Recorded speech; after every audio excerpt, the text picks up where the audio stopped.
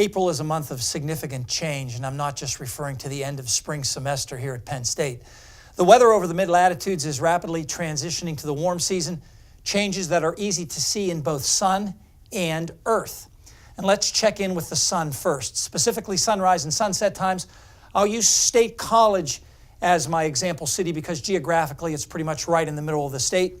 Back on April 1st, we had about 12 and a half hours of daylight, but by the end of the month, sunrise will be more than 40 minutes earlier, sunset more than 30 minutes later, a gain of 74 minutes of daylight during the course of the month.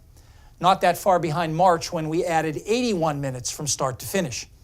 And of course, the sun's position in the sky is changing too. Consider sunrise. Now on April 1st, the sun rose 7 degrees to the north of due east. But by the end of the month, it'll rise 20 degrees north of due east. Similarly, at sunset, back on April 1st, the sun set 7 degrees north of due west, but by month's end, it'll set 20 degrees north of due west. You'll definitely notice these changes if, for example, you drive an east-west road right around sunset or sunrise, or have a good view of the eastern or western horizon.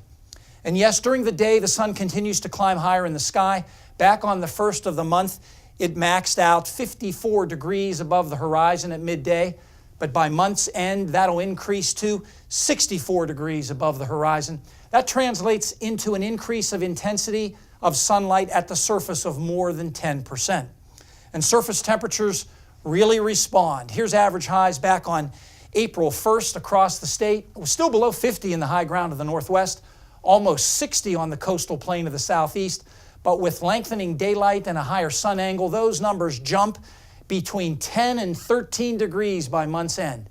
The entire state by then will have average highs of at least 60, approaching 70 in Philadelphia County.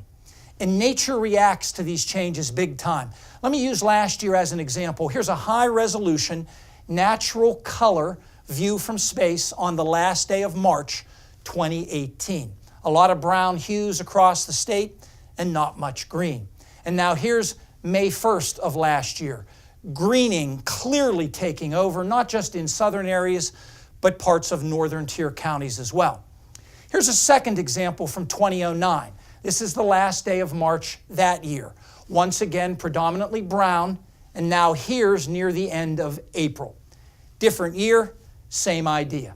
Now you may wonder why I didn't use a more recent example. Well, this time of year, it's actually challenging to find enough clear days to illustrate my point. And finally, in a month when temperatures are changing so quickly, winter is often not that far away. Easy to see today with widespread winter storm warnings, the pink and even blizzard warnings in this orangish red color, in effect from Colorado all the way to Minnesota. Will winter make any kind of a comeback here in Pennsylvania? Well, Marissa will have the answers next in our extended forecast.